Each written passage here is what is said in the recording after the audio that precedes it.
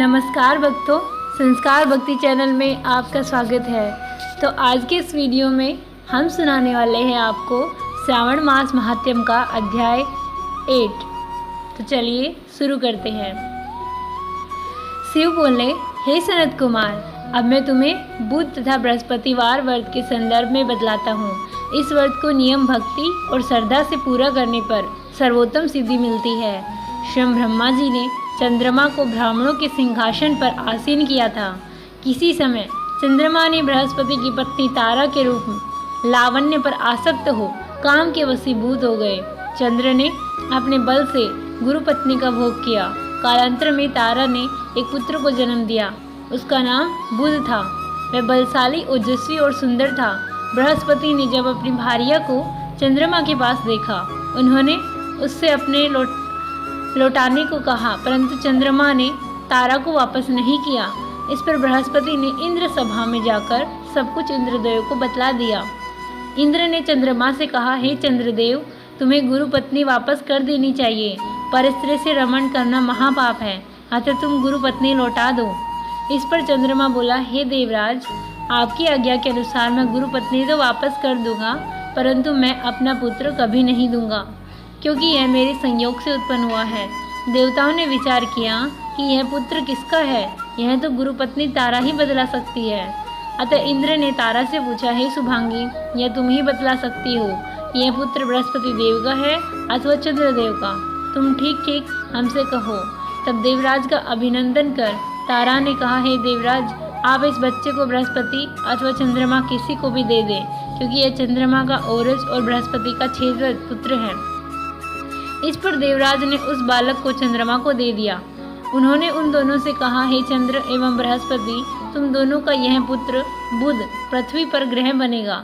इंद्रदेव ने बृहस्पति को वरदान देते हुए कहा कि पृथ्वी पर जो बुध और बृहस्पति का एक साथ पूजन करेगा, वह समस्त रिद्धि सिद्धियां प्राप्त करेगा, उसे असीम धन की प्राप्ति होगी। यह जो मैंने कहा है, यह एक संशय रहित तथ्य है। जो लोग महादेव के सबसे प्रिय मास श्रावण में बुध और बृहस्पति का मिलकर पूजन करेंगे, उन्हें अमर खजाने की प्राप्ति होगी, जो सदैव ही बढ़ता रहेगा, कभी भी समाप्त नहीं होगा। वह लंबी आयु वाला होगा। दोनों मूर्तियों के लिए नैवेद्य रूप में दही और भात देना चाहिए। झूले पर मूर्तियों को रखकर पूजन करने वाला ऐसा पुत्र पाता है जो संपूर्ण गुणों वाला और दीर्घायु होता है। पितृगृह में मूर्तियों को पूजने वालों को पित्त सदैव ही बढ़ता रहता है। रसोई घर में मूर्तियों को पूजन करने वाले के पाक भंडार में कभी कमी नहीं आती है। शयन करने वाले कमरे में मूर्तियों का पूजन करने वाले का कभी भी पत्नी से वियोग नहीं होता। अन्न भंडार में पूजन करने पर कभी भी अन्न भंडार में कमी नहीं आती। उद्यापन करने से पहले 7 वर्ष तक व्रत करने चाहिए। व्रत के प्रथम दिवस अधिवासन के पश्चात रात्रि जागरण करें। सोने की मूर्ति का पहले शास्त्र के अनुसार पूजन करें, तब 16 उपचार से पूजन करके हवन करना चाहिए। अग्नि को समर्पित करने के लिए तिल, घी और खीर दें। हवन के लिए चिचिड़ा और पीपल समीधा लें। पहले मामा तथा भांजे को भोजन देकर तब ब्राह्मणों को भोजन कराएं। अंत में शंभी सपत्नीक भोजन ग्रहण करें। इस तरह 7 साल तक व्रत करने वाला उपवासी अपने समस्त मनोकांक्षाओं को पूरा करने में सफल होता है। विद्या तथा बुद्धि चाहने वाले को सरस्वती का संपूर्ण ज्ञान मिलता है। उसे वेद तथा ग्रंथों की संपूर्ण जानकारी स्वतः ही हो जाती है। वह वेद शास्त्रों के रहस्य में अर्थ भी जान जाता है। उसे बुद्धदेव से ज्ञान और बृहस्पति से गुरुता मिलती है। शिव से सनत कुमार ने कहा, हे देवादिदेव, आपने जो मामा भांजे को भोजन कराने के लिए कहा है, उसकी क्या आवश्यकता है, वह मुझे बतलाएं, मैं वह सुनना चाहता हूँ। इस पर शिव ने एक कथा सुनाई। वह इस प्रकार है। पूर्व काल में एक मामा और भांजा साथ रहते थे। दोनों अति दीनहीन थे। एक दिन भोजन के लिए भ्रमण करते हुए वे दोनों एक अति सुंदर नगरी में पहुँचे। वहाँ उन्होंने शिव के प्रिय मास श्रावण मास में लोगों को बुध और बृहस्पतिवार को छोड़कर प्रत्येक वार को व्रत करते हुए देखा। जब उन्होंने सोचा कि वे दोनों बुध और बृहस्पतिवार का व्रत रखेंगे, यह एक अनुचिष्ट व्रत है, लेकिन व्रत विधि न मालूम होने से वे दोनों संशय में पड़ गए। सौभाग्यवश उसी रात्रि को स्वप्न में उनको किसी देव शक्ति ने व्रत की संपूर्ण विधि बतला दी। विधि के अनुसार उन दोनों ने यह व्रत पूरा किया तो अल्प समय में ही उन्हें अपार धन संपदा एवं ऐश्वर्य की प्राप्ति हो गई।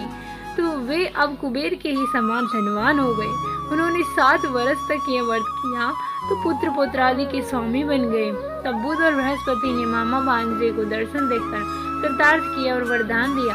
आप दोनों मामा भांजे ने विधि एवं नियमानुसार यह व्रत पूरा किया है। अतः आज के बाद इस भूमंडल पर जो भी प्राणी यह व्रत करके मामा भांजे को भोजन कराएगा वह समस्त रिद्धि सिद्धियों को प्राप्त कर वैभव संपन्न होगा और अंत में उसे शिवधाम मिलेगा। 8वें अध्याय के पाठ श्रवण से मनोरथ की पूर्ति एवं आयु में वृद्धि होती है। तो भक्तों, आज के वीडियो में हमने आपको सुनाया श्रावण मास महात्म्य का अध्याय 8। अगर आपको मेरा ये वीडियो अच्छा लगा हो तो प्लीज़ इसे लाइक करें, ज़्यादा से ज़्यादा अपने फ्रेंड्स एंड फैमिली के साथ शेयर करें। और अगर अभी तक आपने मेरे चैनल संस्कार भक्ति को सब्सक्राइब नहीं किया है तो प्लीज़ सब्सक्राइब करिए। पूजा पाठ से रिलेटेड हर कहानी आपको इसमें मिलती है।